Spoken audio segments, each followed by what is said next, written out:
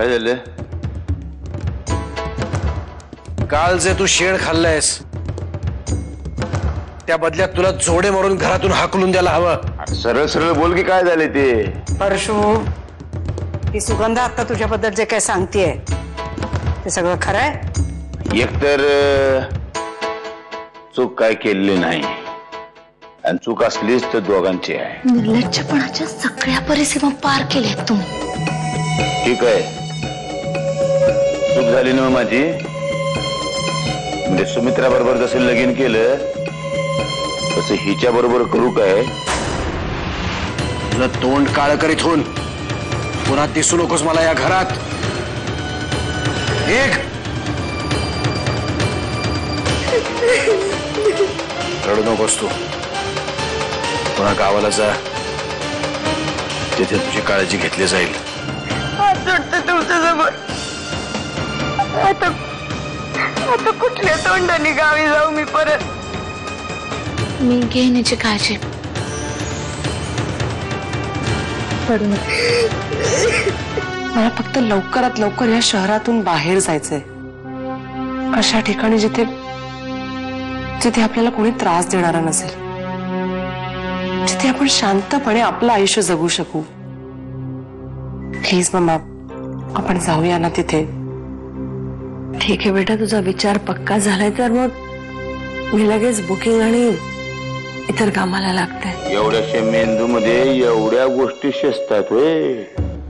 तुझा जरा आता मला गांभीर्याने विचारच करावा लागेल. मी एवढं सगळं करून सुद्धा अजून विचारच करताय. बरं सुगंधताई,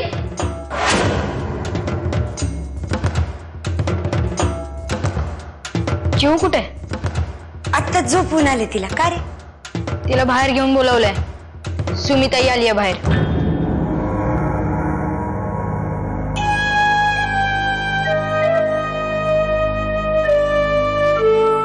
सुमी आली?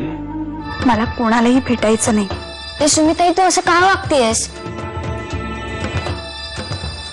अरे सुशेट, आता ठरवा बर का. काय?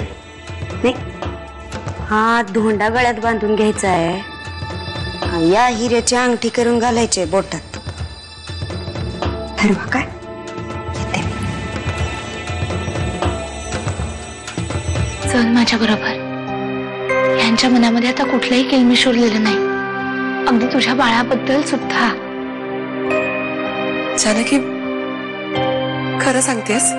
मी का खोटं बोलू अमृता?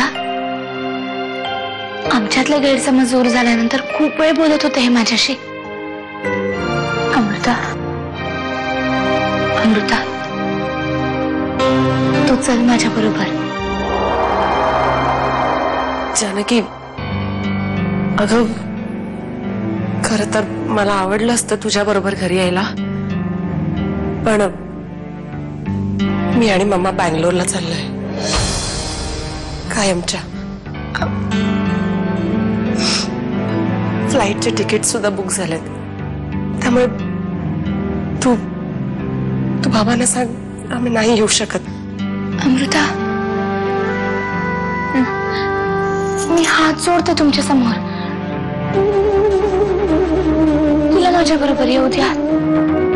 तिकीट्स कॅन्सल होऊ शकतात. मम्मा,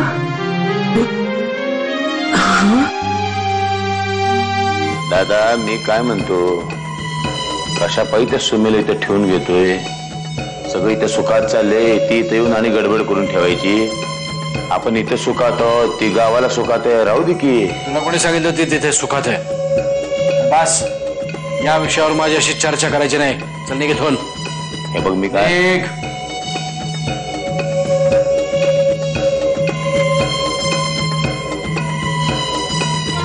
तू तुझ्या नाही माझ्या मुलीला घेऊन जातेस, तिची काळजी घे.